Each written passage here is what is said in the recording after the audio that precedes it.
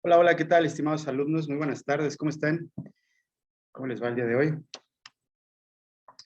¿Ya andan por aquí o todavía están en receso?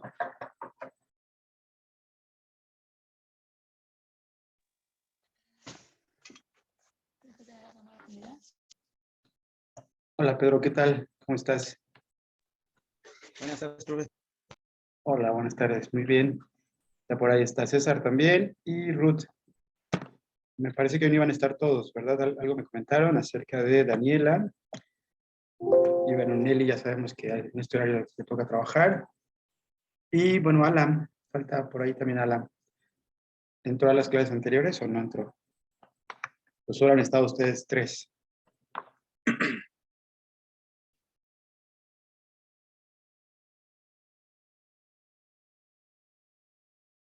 Ok, ¿ahí me escuchan bien todos los tres? ¿Sí? Muy bien.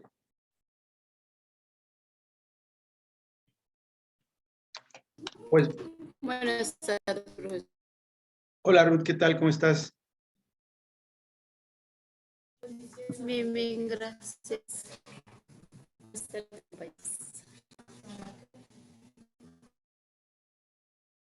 Sí, muchas gracias. Qué bueno, pues vamos a empezar el día de hoy. Continuando con el tema que habíamos iniciado la semana pasada, vamos a continuar con esto del cambio y bueno, también ya vamos a empezar a preparar lo que van a ser nuestros proyectos. Durante la semana, su compañera Daniela me preguntaba acerca de los podcasts también, que iba a hacer uno, entonces recuerden que tenemos esa posibilidad, ¿no? Ya sea para los reportes de lectura o también para la estrategia que vayamos a desarrollar, pero es importante pues que manejemos alguna de las propuestas y de las herramientas tecnológicas que les comentaba.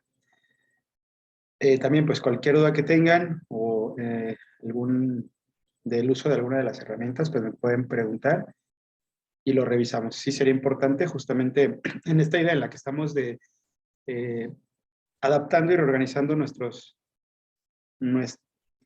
por un lado nuestros proyectos, pero también por otro lado nuestras prácticas de enseñanza-aprendizaje, pues ojalá se anime, ¿no? a cambiar, ¿no? Del clásico reporte de lectura escrito o el cuadro sinóptico a utilizar otras herramientas. Puede ser un video, puede ser un podcast, cualquiera de ellas para que lo puedan manejar. Bueno, hasta aquí, antes de iniciar, no sé si tengan alguna duda, pregunta, inquietud o comentario al momento. ¿No? Muy bien. Pues bueno, retomamos y comenzamos con la exposición de la clase pasada. Recuerden que estábamos hablando del cambio a través del desarrollo de las organizaciones, desde la perspectiva primero de la persona, y luego vamos a hablar como de las diferentes modelos o estrategias que hay de cambio, ¿no? El día de hoy vamos a ver el de Kurt Lewin, por ejemplo, y algunos otros en las siguientes sesiones. Muy bien. A manera de resumen, a manera de repaso, la semana pasada hablábamos de este cambio que primero hay que tenerlo en cuenta desde el punto de vista cultural, porque lo que vamos a hacer justamente con las personas al proponerles este cambio es, por un lado, ir a cuestionar toda esta serie de hábitos, esta serie de prácticas que han venido manejando y quizá que les han funcionado durante mucho tiempo. Entonces, es definitivamente un cambio a la cultura. Y pues, obviamente, el enfoque de cambio pues está destinado a una mejora continua de las prácticas en la empresa, ¿no? Entonces, siempre, y lo comentamos la semana pasada, en este caso, la persona está en el centro del desarrollo organizacional desde la perspectiva del cambio.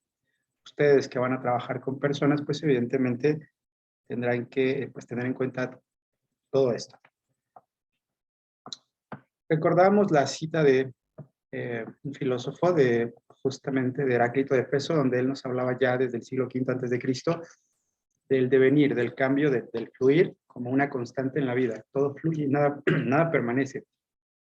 Yo les comentaba la semana pasada también que estaba experimentando por una serie de cambios y siempre cambiar va a doler, siempre cambiar va a sacarnos, como lo hemos mencionado, de la zona en la que estábamos, de la zona incluso de confort en la que nos encontrábamos, pero a veces son necesarios los cambios y a veces cuando tú no te das cuenta, no te decides, la misma vida, la misma empresa, la misma situación te da, como que te saca de donde estás para justamente hacerte ver cosas, ¿no? En este caso a ustedes les va a tocar que no les llegue el cambio de sorpresa, les va a tocar planear, les va a tocar hacer esta serie de estrategias para que eh, los trabajadores de la empresa pues no sientan así el cambio, porque siempre cambiar pues supone una pérdida de un lugar de donde se está y desde el cual pues ya se tiene una rutina, ya se tiene una serie de prácticas. Entonces, bueno, eso es importante. Y bueno, en la vida, pues este ritmo vertiginoso que llevamos de la cotidianidad, evidentemente, pues nos lleva constantemente y a partir de la ruptura, que podemos hablar históricamente de la pandemia, pues nos ha llevado justamente a reinventarnos todos los días o cada cierto tiempo, ¿no? Para permanecer justamente en estas ideas del mercado, ¿no? Llegando a conquistar, pues, desde la cotidianidad hasta otras metas que logremos nosotros alcanzar, ¿no? Hay que pensar también que esto lleva sentimientos de frustración y otras cosas. Hay dos tipos de cambios, nos dice este autor, el cambio que remedia y el cambio que genera desarrollo. ¿Por qué se hacen los cambios? Los cambios se hacen principalmente para arreglar un problema, ¿no? La pregunta que hacíamos hace 8 días, ¿dónde comenzar? ¿Dónde hacer el cambio? Si con las personas, si con la empresa, si desde la gerencia o desde qué sector. Y también a partir de generar cambios para desarrollar, ¿no? Aquí la diferencia entre lo urgente y lo importante. Lo urgente es lo que generalmente atendemos, este cambio como para remediar porque es lo urgente, y después vamos al otro cambio, al que consideramos importante pero no urgente. Entonces, va más a mirar hacia el futuro con un desarrollo, permanecer siempre en el mercado. Ustedes van a ser o tienen que ser justamente estos visionarios que logren de alguna manera predecir lo que va a acontecer en el mercado laboral, en el mercado económico, justamente para estar preparados y que cualquiera de los cambios, de las rupturas o de los puntos de quiebre, pues no afecten a la empresa. El caso tan famoso, ¿no? De Blockbuster, cuando Netflix le ofreció esta propuesta y Blockbuster se ha reído de ellos, entonces ahora pues nos damos cuenta que no alcanzaron a tener esa visión para la cual los hubiera mantenido en el mercado, ¿no? Del cine, de las películas y de todo esto. Así pasa con muchas empresas. Entonces, ustedes serán los responsables de prevenir justamente este tipo de situaciones. Hay que entender todo el tiempo a la sociedad. Pareciera ser que llegamos a una edad, ciertas personas en las que ya no nos damos cuenta y parece una constante, ¿no? De decir siempre, es que la juventud actual, pues ya no tiene valores, ya no entiende de estas cosas, pero justamente hay que ir más allá, hay que darnos cuenta de cómo la sociedad se va transformando. No hablamos de una pérdida de valores, porque los valores no es algo que se pierda, que se pueda dar como te doy un objeto, sino una modificación de valores. Los valores no se están perdiendo, simplemente están cambiando, se están yendo hacia otro lado. Entonces, a partir de esas situaciones, pues tenemos que ubicar la problemática, predecir y acontecer lo que vaya a pasar, obviamente, para bien de la empresa. Muy bien. Por otro lado, también hablamos de los sistemas. Todo cambio profundo tiene que tener una planeación. Desde un punto de vista, desde lo más simple hasta llegar a lo más complejo, ¿no? De este cambio organizacional. Yo lo he comentado, ¿no? En educación, por ejemplo, que es donde tengo más experiencia, siempre nos piden planear, desde lo más mínimo como un día de clase, una hora de clase, hasta lo más complejo, como es todo un ciclo escolar. Entonces va a pasar lo mismo acá, tenemos que planear desde eventos tan pequeños.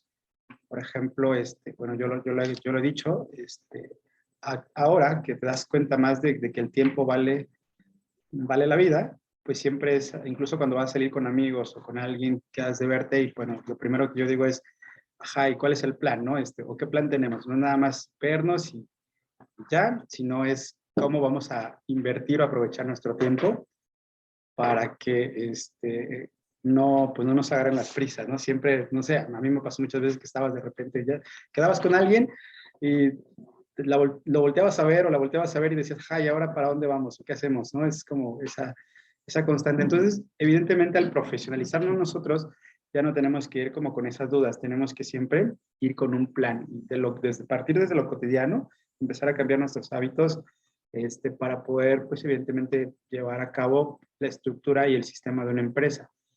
entender la empresa desde las fuentes, como son las bases, desde las personas, el área operativa, por ejemplo, hasta llegar a lo más complejo.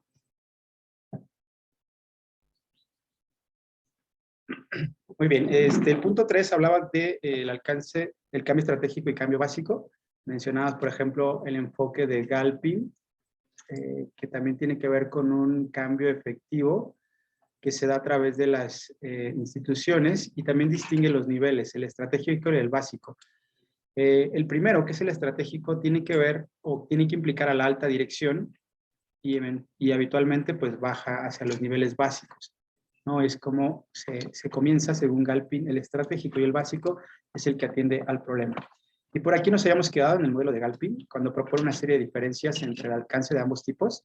Por ejemplo, el cambio de función que habla de los 7 factores, que son el liderazgo, la infraestructura, el diagnóstico, los puntos de comparación, las herramientas, la formación y objetivos de resultados.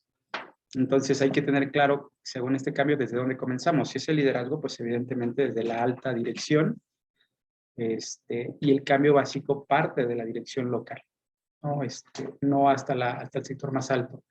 Si hablamos de la infraestructura, pues evidentemente serán unos pocos los elegidos que tendrán este cambio desde el punto de vista estratégico, y el cambio básico pues será la dirección, los empleados y en general la plantilla. El diagnóstico, evidentemente, desde el cambio estratégico es para toda la organización. Lo comentaba Daniela también, y bueno, yo que tengo experiencia con Daniela cuando cómo trabaja en ICADMOR, porque en alguna ocasión nos tocó ser parte de este programa. Justamente comienzan por ahí, comienzan por un diagnóstico. Llevan toda una estrategia de planeación y lo primero que hacen en ICADMOR es justamente aplicarte un diagnóstico. A ver, por ejemplo, ahorita vamos a certificar en tal competencia, bueno, vamos a ver de dónde partimos. Y a partir de ese diagnóstico deciden si vas a tomar como un curso de capacitación o vas directamente a la evaluación, pero depende del resultado que hayas tenido en el diagnóstico. Lo mismo va a pasar en la empresa. No podemos atacar o acatar un problema sin conocer el diagnóstico. Y el diagnóstico parte de una serie de interrogantes que van desde, puede ser, por ejemplo, una entrevista, una encuesta a los trabajadores, puede ser también a los clientes acerca de la calidad de los servicios, y a partir de eso se conoce el diagnóstico, ¿no? Las hipótesis, por ejemplo, son supuestos en los que uno supone, valga la redundancia, cuál es el problema, pero hay que tenerlo también desde la parte cuantitativa o cualitativa con los datos que nos arroja la entrevista, la encuesta o el instrumento o herramienta que vayamos a aplicar a partir del diagnóstico. También hay que partir de puntos de comparación, ya sea con otras prácticas en otras empresas, estar constantemente comparando. Siempre tenemos un mercado y siempre tenemos competencia, entonces vamos a voltear a ver qué está haciendo la otra empresa, y a partir de eso podemos aventajar, podemos incluso copiar modelos, podemos hacer mejores prácticas, siempre es con miras a eso. El creador de Flaming Hot de los chetos, pues también lo conocemos, ¿no? Fue como mero accidente, o sea, algo impensable, dijo el dueño de la empresa no recuerdo ahora el nombre, pero la empresa que se encarga de hacer los chetos, dijo, bueno, todos pueden participar, quien haga la mejor receta, pues es quien gana como esta oportunidad. Y bueno, el que hacía el aseo tenía una receta y dijo, y si mezclo estos ingredientes con los chetos, y salen chetos, los Flaming Hot, y con ello pues tenemos que él ahora pues es gerente, ¿no? Y recibe como esta oportunidad. ¿Esto qué quiere decir? Que a veces desde el punto en el que nos encontremos en recursos humanos, hay que voltear a ver a todos y conocer, porque no sabemos justamente o desconocemos quizá los hábitos, las cualidades y las oportunidades que podemos incluso tener de personas que quizá no lo esperábamos. Las herramientas tienen que ir con aplicar todas las técnicas a partir de recoger datos. Esto desde el punto de vista del cambio estratégico, y el cambio básico tiene que ver con herramientas, pero únicamente que van con una implantación a la plantilla, que es decir, a los trabajadores, que son como la base. La formación tiene que ver más con la evaluación de las necesidades que tiene la empresa, con algún diseño de impartición, y el cambio básico tiene que ver con la valoración de necesidades, ¿no? Y por último, los objetivos de resultados, cuáles son las recomendaciones para el cambio y para la generación de la inercia, y cómo se van a implantar también a su vez los cambios. Bueno, hasta aquí, no sé si tengan alguna duda, que es donde nos hemos quedado la clase pasada, algún comentario, algo de lo que yo haya dicho que lo relacionen con su práctica cotidiana en las empresas en las que trabajan o en las instituciones.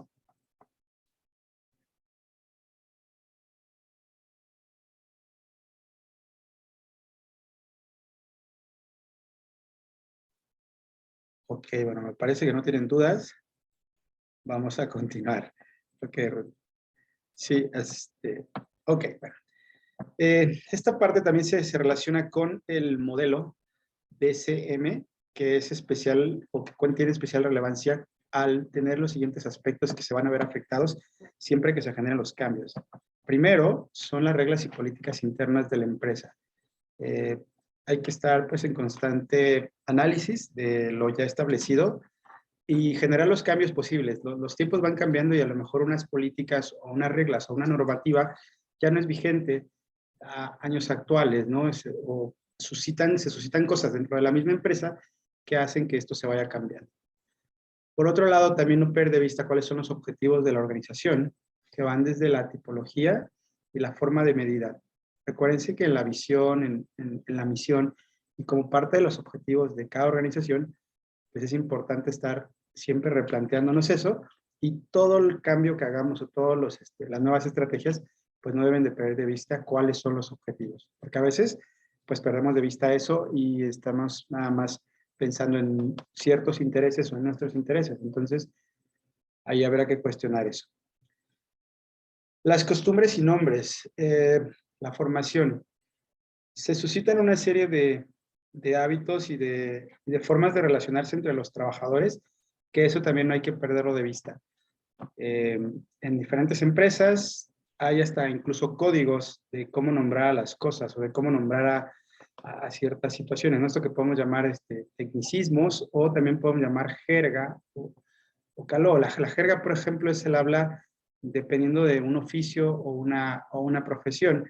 Y entonces sucede que esto pasa en las empresas. Cuando llegas de nuevo, de primero, no conoces mucho del lenguaje, mucho del significado que ahí se emplea, y entonces poco a poco vas haciéndote parte de componer la empresa. Entonces tú también, incluso si eres de recursos humanos, pues poco a poco tienes que conocer cuáles son las costumbres, los hábitos y lo que pasa dentro de las instalaciones de la empresa para tener en cuenta cuál es la formación también del trabajador.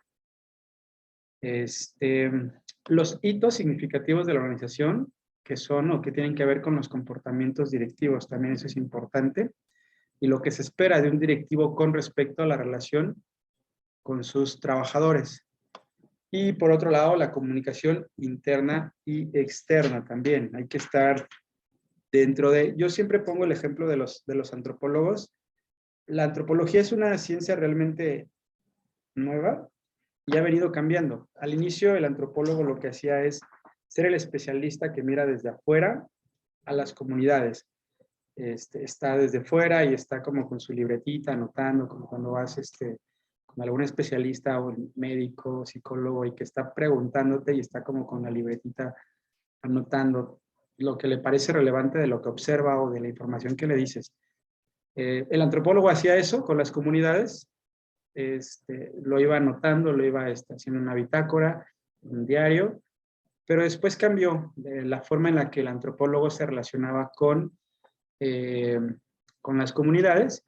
El antropólogo se hizo parte de la comunidad, ¿no? Entonces, aquí nosotros podemos cuestionarlo, qué tanto un responsable de recursos humanos puede mezclarse, puede hacerse parte de la comunidad.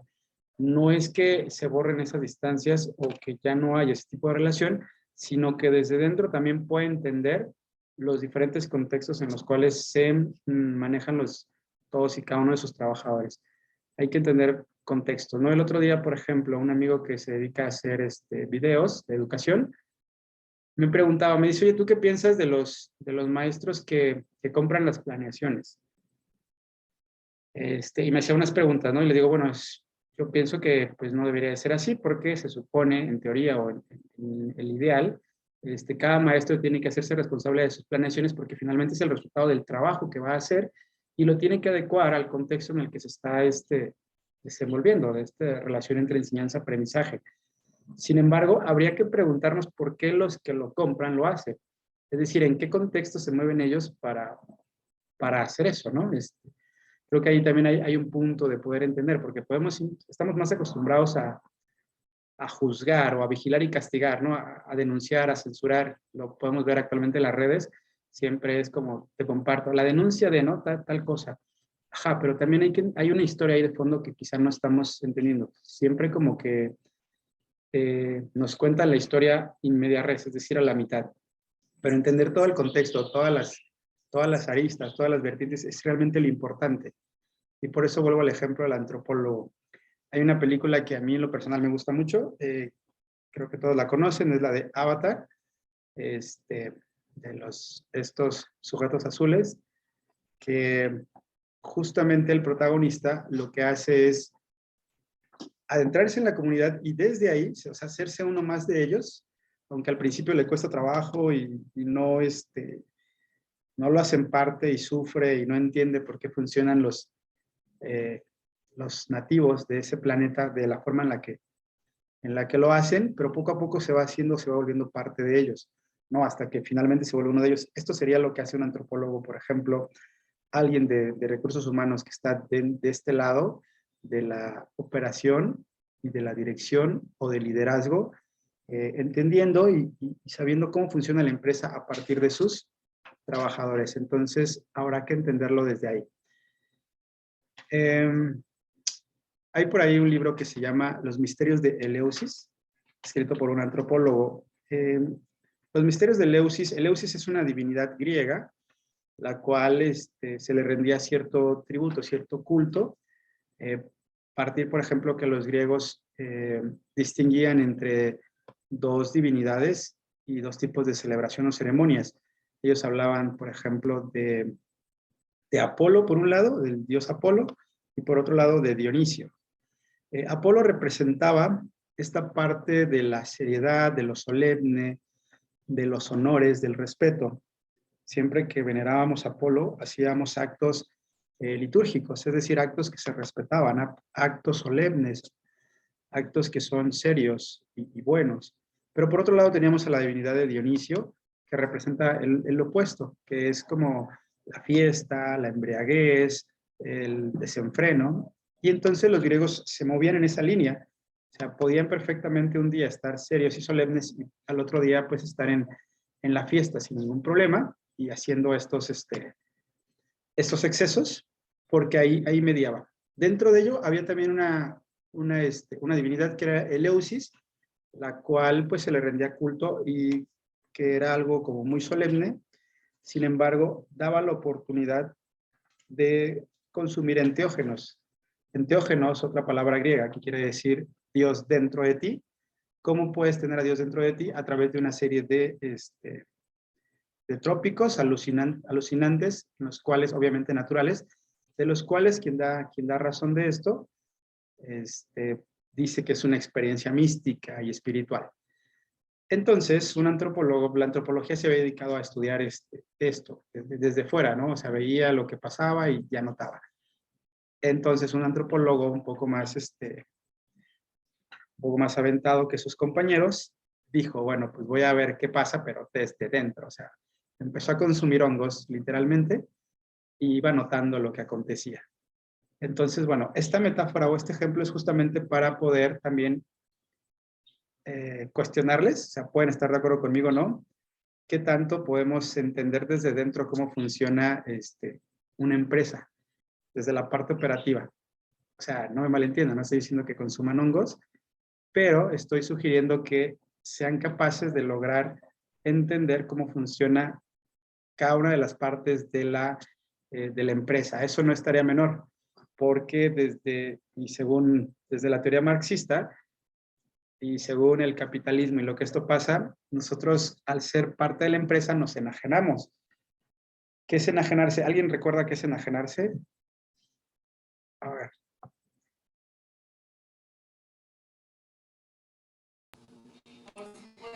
Es como nada más estás y así hacer trabajo, ¿no? La enajenación. Trabajar, trabajar, trabajar, trabajar. Ujú. Muy bien, Ruth, sí va por ahí la idea. ¿Alguien más? O sea, la afirmación de tu trabajo te enajena, es una afirmación muy marxista. ¿Qué opinan de eso?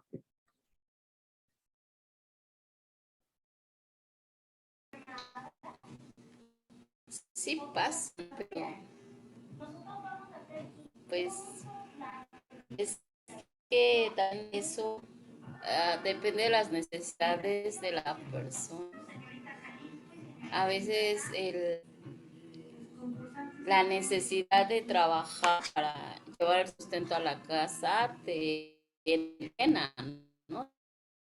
Es la única manera de ser, ¿no? También el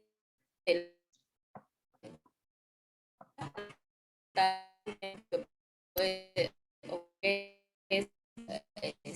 se me fue la palabra, pero que puede ser que a lo mejor no trabajes tanto, pero que horas laborables sean eficaces, productivas, para que tengas solamente el tiempo que es correcto de emplearlo, ¿no? Y ya vemos, o hay personas que, como dice, la enajenación es más allá del horario y sigues trabajando, ¿no? Pues, como al inicio, ¿no? Cuando se empieza a hacer todo lo que es la, eh, la donde los empleados son, o los obreros son casi esclavizados, ¿no? No tenían como horarios, no había la suficiente seguridad en el trabajo, no estaban asegurados, trabajaban a marchas forzadas, exigían la productividad de una manera que no importaba si el obrero necesitaba ir al sanitario, o necesitaba ir a comer, o debía de cumplir ciertas horas, y entonces trabajaban a horas forzadas, ¿no? Ya. Pero al final sí depende de la empresa y que el hombre se enajene o no. Eso es. Bueno, yo estoy muy peleada con eso. Yo no soy de que se queden tantas horas a trabajar, porque yo siempre digo, si tuviste 8 horas de trabajo, no vas a querer en una hora hacer lo que no hiciste en 8 horas. Y siempre les digo a los que marcan que, oye, que el sábado que se queden hasta las 6 de la tarde, ¿para qué? Le digo, para que repongan todo lo que no hiciste durante toda la semana, para eso. O sea, sí son muy así, ¿no? Entonces yo no me gusta esa parte de cómo explotar o de hacer más allá cuando se tienen tiempos estipulados para sacar lo que es correcto. Muy bien, sí, justamente eso, ¿no? Y es que ahí volvemos como a la palabra que creo que ha estado como más repetitiva en estas clases, la de la praxis. Y también es otra palabra tomada de la teoría marxista, porque pues puede ser el obrero o el trabajador que está tan enfocado en cierta tarea y lo hace no solo horas extras, o no lo hace solo su jornada laboral, sino incluso horas extras, porque también depende de la necesidad, ¿no? Estamos en este mundo capitalista que siempre vamos hacia eso, el producir en exceso, ¿no? Siempre producir en exceso, en que todo pase, que se pierda la caducidad. Y está la otra parte, ¿no? Como la parte más poética y menos útil, ¿no? Porque también este mundo utilitario siempre nos vamos a cuestionar qué es lo útil, qué es lo que me sirve. Estamos en una sociedad utilitaria definitivamente, y algo que no me es útil, pues no le doy relevancia. Me recuerda una frase poética. Vamos a decir que la poesía, desde el punto de vista del capitalismo o del consumismo o de las empresas, pues no tiene cabida.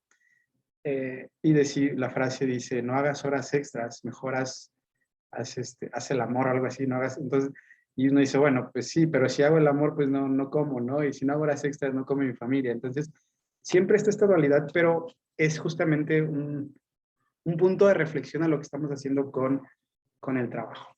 Eh, no sé, me vienen a la mente algunas películas, ojalá, creo que lo hemos hecho en todas las clases, hemos mencionado una que otra película.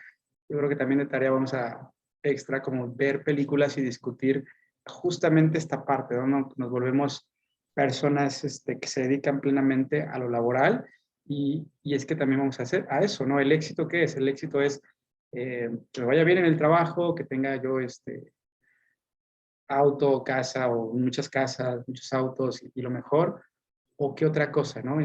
También he visto esta otra dualidad. Decía el otro día una persona, o trabajas y les faltó padre a tus hijos, o tuvieron padre pero no tuvieron dinero, ¿no? Entonces ahí dicen, en cualquiera de las dos formas, y cito, les das en la madre, ¿no? Porque no le diste lo mejor que le pudiste dar, o porque les diste lo mejor, pero pues estuviste ausente todo el rato. Entonces ahí está justamente otra problemática que podemos cuestionar, pero que es parte de la ciudad en la que estamos, ¿no? Te enajenas en el trabajo, estás todo el rato y después, ¿qué pasa con lo demás? ¿Por qué enajenado? Porque a lo mejor, y esto desde el punto de vista marxista, pensaba en el obrero que está todo el día girando una tuerca y dándole vuelta y nunca se pone a reflexionar más allá, ¿no? Nunca, no deja cabida a lo que pasa, ¿no? En cualquier trabajo ya tienes tu ruta trazada, ya sabes lo que va a hacer y todo el día vas para allá. Pero, sin embargo, el ser humano siempre es esa dualidad, ¿no? Entre la parte racional y la parte un poco más pasional o espiritual, pues somos esa dualidad que no podemos desprendernos, ¿no? Por más que queramos simplemente racionalizarlo. Y lo que comentaba Ruth también me sigue haciendo ruido. Les he comentado que mi experiencia es más en la parte educativa. No sé, creo que la docencia es uno de las tareas, de los oficios, de las profesiones en las que trabajas tu jornada laboral y llegas a casa y le continúas, ¿no? Porque no se acaba el trabajo.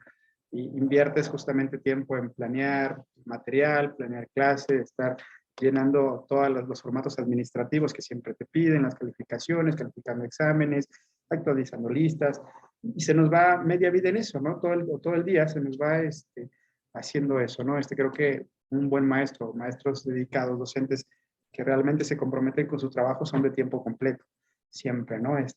Terminan la jornada laboral, llegan y bueno, le siguen con lo pedido, con lo planeado.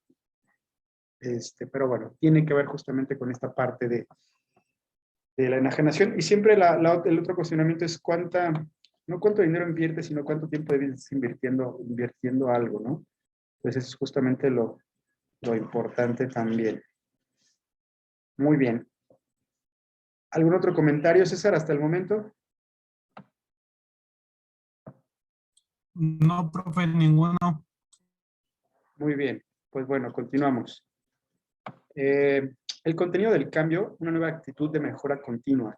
¿Por qué son relevantes los cambios en las empresas? Porque siempre hay que estar en una mejora constante. Las políticas de cualquier empresa siempre es eso, avanzar, seguir adelante, mantenerse en el mercado, no desaparecer, adaptarse a las nuevas exigencias, estar como dice en francés, avant-garde, es decir, a la vanguardia de lo que acontece en el mundo actual.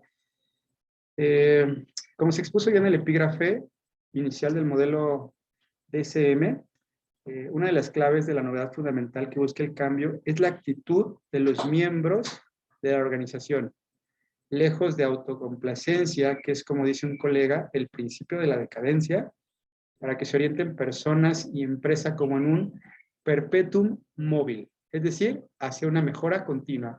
Perpetuum móvil, estar cambiando, moviéndose constantemente. ¿Por qué? Porque si somos autocomplacientes, pues ahí se queda, ¿no? Y dice el principio de la decadencia. Y lo vemos en todos lados. Por ejemplo, a mí me sucede que cuando doy clase, por ejemplo, en secundaria, si empiezo a ser complaciente con mis alumnos, pues bueno, ese es el principio del final, ¿no? Siempre empiezan a bajar el rendimiento, empiezan a no entregar tareas, y con detalles como muy mínimos, ¿no? Pues hoy no revisó la tarea, pues para la otra no la hago y no la entrego. Entonces, esa es como la diferencia, cuando uno empieza a autocomplacer. He tenido jefes también que me dicen, te dicen lo que hay que hacer, cómo hay que modificar, y en algún punto se justifican. Dicen, bueno, disculpen, pero es que esta es mi función desde donde yo estoy. Y desde donde yo estoy, tiene que funcionar de esta manera, porque pues es mi papel. Entonces ustedes también podrán tener, y lo hemos comentado, ¿no? Esta parte también de los amigos. Podrán tener amigos, podrán funcionar en el trabajo, pero ya con con el rol que cada uno tiene, pues tiene que cumplir ciertas funciones. Conocí, por ejemplo, a unos amigos en la docencia y dicen, bueno, antes esta amiga nos caía mal. ¿Por qué? Porque era nuestra jefa y nos caía mal y siempre nos andaba como vigilando, nos andaba cuestionando. Y bueno, después dice, es que es parte del trabajo, ¿no? Y es parte de la función y es parte del rol que cada uno tiene. Pero ténganlo en cuenta siempre, y como lección aprendida, la autocomplacencia es el principio de la decadencia. Ok. Fíjense que quédense con estas pequeñas frases, ¿no? Y sentencias. La naturaleza del cambio planeado. No se trata de cambiar por cambiar, simplemente por decir, bueno, ya estoy bien, ahora ¿a qué le cambio? No, sino hay que planearlo, hay que tener una serie de objetivos claros. Y hay una propuesta en este libro que estamos leyendo de las bibliografías que les he compartido. Hay una propuesta que nos habla justamente de diferentes modelos de cambio. El de Kurt Lewin, el de Ralph Killman, el de Burker-Littin, el modelo de planeación, el de investigación-acción y el modelo de cambio planeado de Faria-Mellor, ¿no? Son como las diferentes estrategias que nos sugieren a partir del cambio.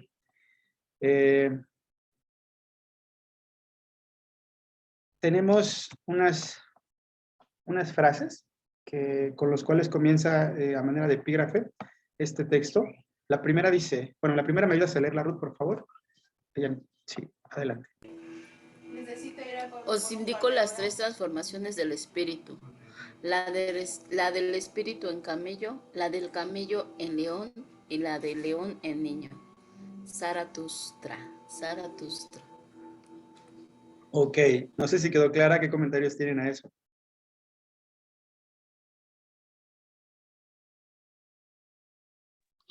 Pues habla de las transformaciones que tiene uno, ¿no? Bueno, como empresa. O sea, si eran ventas y se me abrió una oportunidad digo, hablo de ventas porque yo estoy en ventas. Se me abrió una oportunidad en distribución, que pues es algo similar, pero no es lo mismo. Es adaptarme a ese cambio, ¿no? Y seguir rindiendo en la misma capacidad de trabajo. Así lo entiendo yo. Muy bien, y como todo lo aprendido no lo vas a echar en saco roto, sino también puedes aplicar las estrategias de lo aprendido para el nuevo cargo que ocupas. Muy bien. ¿Alguien sabe quién es Zaratustra? ¿No? Ok. Bueno, tarea, investigar quién fue Zaratustra o quién es Zaratustra, ¿vale? Es como estas preguntas de cultura general. Pero vale. Aquí es una analogía, es una metáfora. Dice las transformaciones del espíritu, o sea, de lo que somos, de la esencia de las personas que somos, primero en camello, luego la de camello en león y luego la de león en niño. Piensen ahí también la analogía. ¿Por qué la de camello a león y de león en niño? Sí, porque así debería de ser como que de niño y viene de allá, ¿no? Sí, debería ser que de niño de león a camello, algo así, pero yo creo que algo más, un trasfondo diferente. Un cambio radical, ¿no? Puede ser de un trabajo a otro.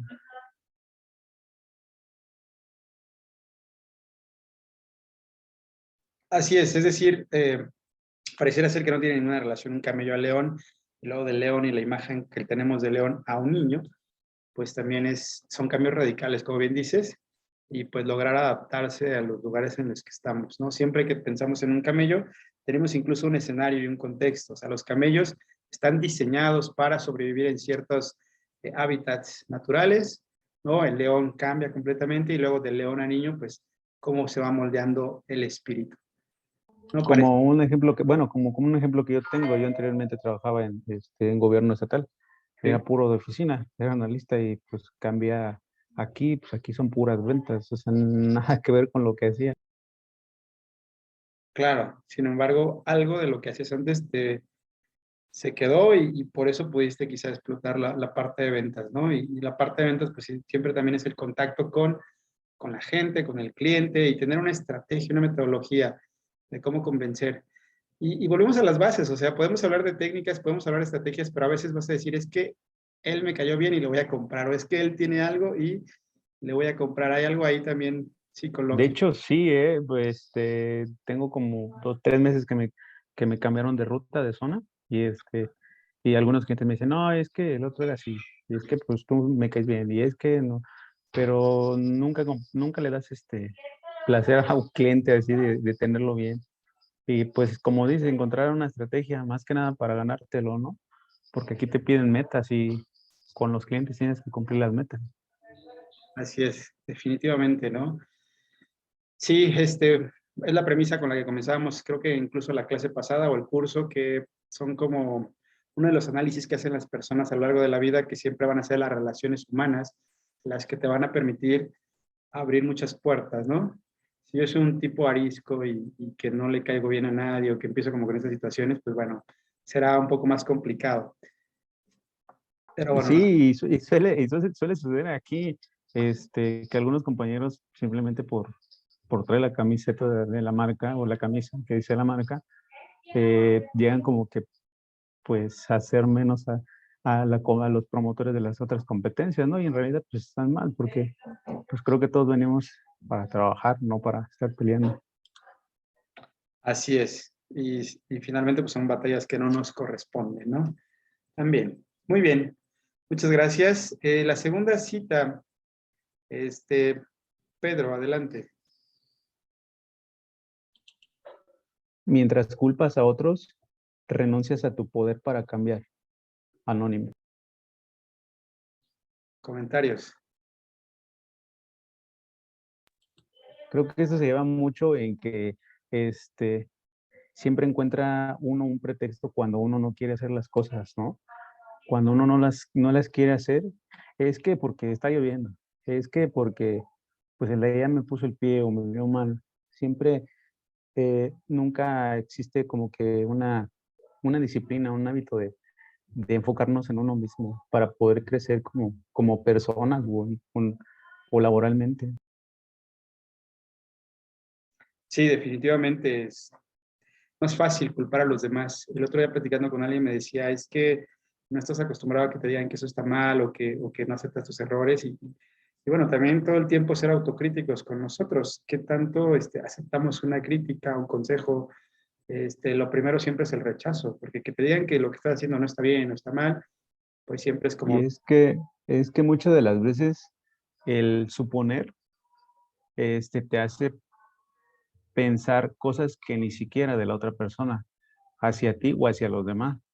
Entonces, ahí es donde nosotros pensamos que el mundo gira a nuestro entorno de otra manera. Entonces, si yo estoy pensando que tengo hambre, yo estoy pensando que los demás tienen hambre cuando acaban de comer. Es como un ejemplo más o menos. Así lo entiendo. sí, muy bien, y creo que es otro punto de los que también hemos hablado en sesiones anteriores, lo que es la realidad social, por ejemplo. ¿Se acuerdan cuando hablamos de la realidad social y caíamos en cuenta que era, pues esto, un constructo colectivo, un inconsciente colectivo, que no había una realidad única y que a veces también va a ser lo que nosotros desde nuestra perspectiva. Por eso es que el encargado de recursos humanos o debe tener la capacidad de ser empático, por lo menos alcanzar a ver desde otras perspectivas, ¿no? Que pues, no es tarea menor, pero pues es importante para poder seleccionar a todo el personal y entender las problemáticas que surjan o que se susciten al interior de la empresa y pues evidentemente dar las mejores soluciones. Y vamos a la última cita, César, adelante. Cuando no se vive como se piensa, se acaba pensando como se vive. De Gabriel Marce. ¿Qué opinas de eso? Bueno, bueno. ah, ah,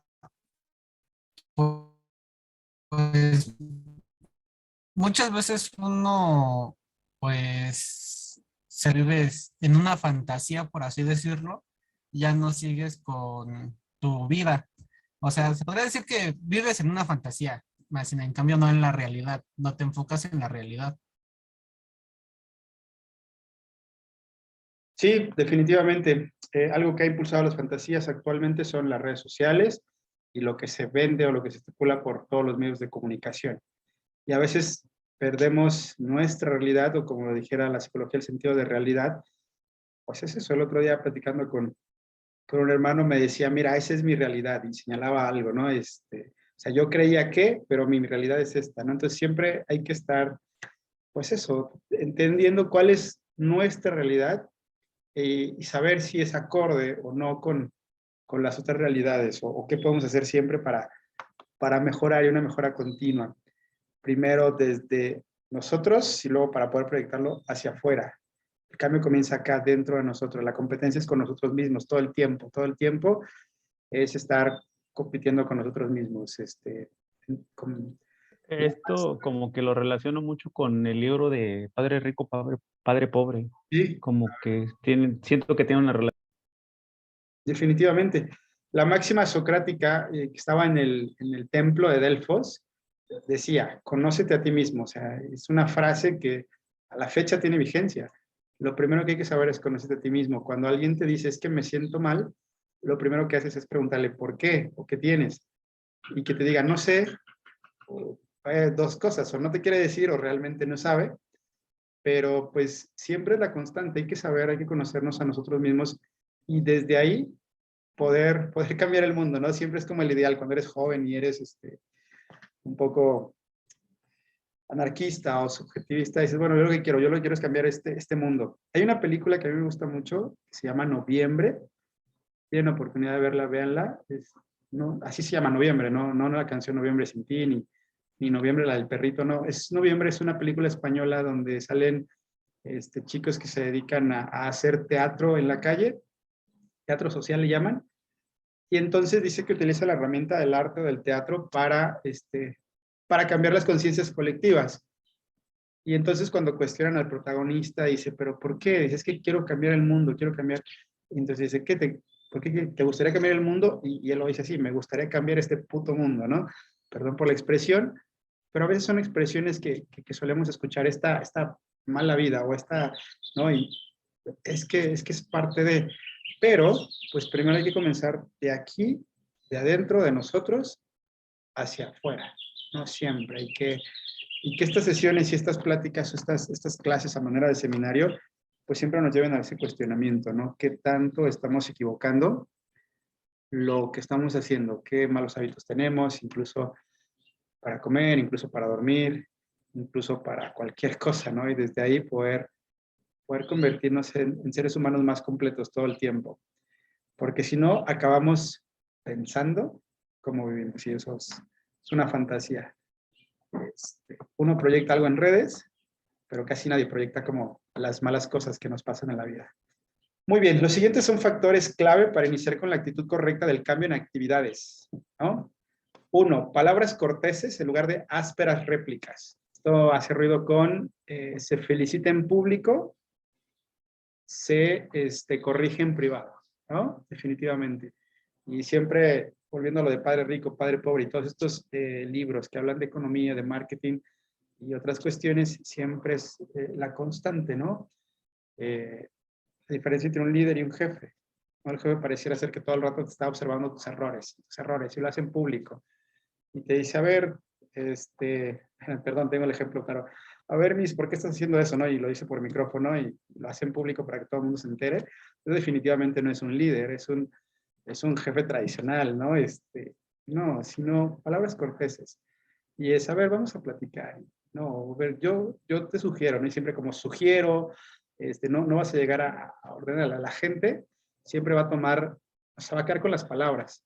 Las palabras son lo que más impacto tiene, aunque creamos que no, pero es como justamente del punto de partida las palabras, y a partir de las palabras y lo que se dice, lo que se enuncia, pues somos esclavos de lo que decimos. Entonces, usted desde la posición en la que van a estar como administradores o administrativos de recursos humanos, pues tienen que pensar en eso. Palabras corteses en lugar de ásperas réplicas como primer factor.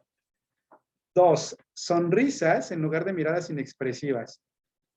No sé, eso también es otra cuestión. ¿Qué dice de nosotros una sonrisa? Está comprobado científicamente que la sonrisa contagia. Tú se le sonríes a alguien y te va a contestar siempre con una sonrisa, salvo que de plano tenga un muy mal día o le caigas mal y te conozca, Pero si no, aplíquenlo todo el tiempo, en la calle, con un desconocido. A mí me pasa todo el tiempo. Me volteo a ver a alguien, sonrío, y la respuesta siempre es una sonrisa. Está comprobado psicológicamente que acontece. Entonces, ¿con quién se sentirá un trabajador más a gusto? Con un líder de recursos humanos que sonríe, que es amable, que es cortés, o con alguien que por el contrario, ¿no? Entonces, ahí está. Entusiasmo en lugar de languidez. Número 3. Pues bueno, siempre podemos estarnos en la parte pesimista y decir es que pues ya la empresa se va a cerrar o tenemos esta problemática y no sabemos qué vamos a hacer. Pero nosotros tenemos que ser los principales que tenemos que darle solución a ello, ¿no? Y a partir de ahí, siempre estar como con entusiasmo, con actitud positiva, que pareciera ser un lugar común de las buenas vibras y de pensar en positivo, pero sí tiene impacto. Entonces, partir de ahí. Comprensión en lugar de mente cerrada. Insisto en entender los contextos, ser empáticos y entender todo lo que acontece alrededor. Porque si digo, no, es que este trabajador es, o sea, es borracho y así ya, porque así nació. Entonces, pues no, estamos con mente cerrada completamente. Cuando el amigo que hace videos me dice, oye, ¿qué opinas de los que compran? O sea, lo peor es, o lo primero que puede hacer es juzgar, no, que por qué comprarla, pero digo, bueno, hay que entender por qué los que compran lo hacen, ¿no? Se da mucho en educación, siempre los alumnos que llegan tarde o que no van a todas las clases, lo que hace hay por ahí un corto, a ver si lo encuentro, se los comparto. Un niño que todos los días llegaba tarde a clase, entonces él entraba, pedía permiso de pasar al salón, el maestro lo observaba, lo veía con una mirada muy fría y le decía, pon las manos, ponía las manos y le daba una regla, ¿no? Todos los días, todos los días. Hasta que un día cambió de ruta y observó que este niño desde temprano estaba trabajando y hacía una serie de actividades y hasta que no terminara, no podía ir a clase. Entonces ya cuando el niño llegó, ya sabía, llegó tarde, le puso las manos y lo que hizo el profesor pues fue abrazarlo, ¿no? Y entender el contexto de por qué la situación sucedía o pasaba. Entonces, siempre hay que tener esta comprensión de mente abierta. Afabilidad en lugar de frialdad. Bueno, como latinoamericanos, culturalmente somos personas un poco más emocionalmente expresivas. Sin embargo, también hay que distinguir los contextos, pero siempre hay que mostrar alguna emoción, porque eso también es relevante para las personas con las que trabajamos. Hay que atender en lugar de dejar pasar también. Podemos hacer como que no pasó, como que ya, pero no, siempre es la regla de él atender en ese momento. Paciencia en lugar de irritación, una virtud que pocas personas tienen. Es complicada realmente, yo no le puedo desarrollar tanto, a veces no soy tan paciente, pero pues hay que estar trabajando con nuestros defectos, con las virtudes, porque finalmente es una virtud. Sinceridad, que tiene que ver con la no simulación, porque volvemos a lo mismo, parece que estamos hablando de política o hay trabajos donde llega alguien y, hola manita chula, ¿cómo estás? Y te saluda como muy de manita chula y por detrás está hablando mal de ti, está tirando malas vibras, está diciendo, mira, ya viste, te das la vuelta y mira, ya viste cómo viene peinada, mira su cabello. Entonces esa parte como no, es la parte simulada, ¿no? Yo creo que no concuerdo con esa forma de trabajar. Considerar en lugar de mortificarse. También hay una frase que dice, no te preocupes, ocúpate. Entonces, bueno, estás todo el rato como preocupado por algo, bueno, pues no te preocupes, deja de preocuparte y empieza a ocuparte en lo que acontece. Y recordar a las personas en lugar de olvidarlas. Esto a veces son estrategias o inteligencias personales. Yo, por ejemplo, veo un rostro y no se me olvida. Digo, lo he visto en algún lado, se me olvidan los nombres, pero los rostros no. Yo digo, sí, lo he visto en algún lado y los empiezo a relacionar con cosas, ¿no? Entonces, ahí también generar algo, pero sí, recordar a las personas, porque siempre vienen, se acercan a ti, saludan y tú, me acuerdo que te llamabas, que te había visto, pero no me acuerdo de dónde. Entonces, tenemos que ser atentos con todo eso. Si sufren de memoria a corto plazo, como es mi caso, pues van a anotar por ahí, era Juanito Pérez, ¿no? O era el encargado de no sé qué. Entonces, esta serie de factores que son justamente claves para iniciar con la actitud correcta en el cambio de actividades. ¿Cómo generar un cambio? A partir de estos factores. Y bueno, tenemos que ver el modelo de cambio de Kurt Lewin. Lo vemos para la siguiente sesión. Por ahí en el programa vienen las lecturas en los que están. No sé si ya comenzaron a leerlas. Voy a adjuntar el espacio en Classroom para que puedan enviar ya sus trabajos. sus reportes de lectura. Y la siguiente clase hablamos del modelo de cambio de Kurt-Lewin. Y ya también les empiezo a traer la rúbrica del proyecto final. Todos estos conceptos y temas que estamos revisando, piénsenlos con base en el proyecto que van ustedes a proponer desde su experiencia laboral o desde el cargo que ocupan, como se ha visto, ¿no? A mí, por ejemplo, me tocó experimentar cambios desde la docencia a partir de la pandemia, ¿no? Y cómo fuimos, uno los planeamos, otros los hicimos en el camino, y bueno, la pandemia nos obligó a todos a cambiar nuestras prácticas docentes, ¿no? En este caso. Muy bien. ¿Alguna duda, pregunta, inquietud o comentario, jóvenes, hasta el momento?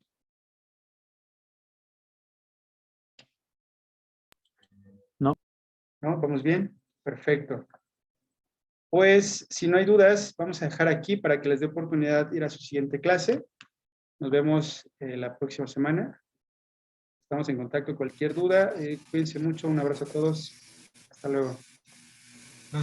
Gracias, buen fin. Excelente fin, profesor.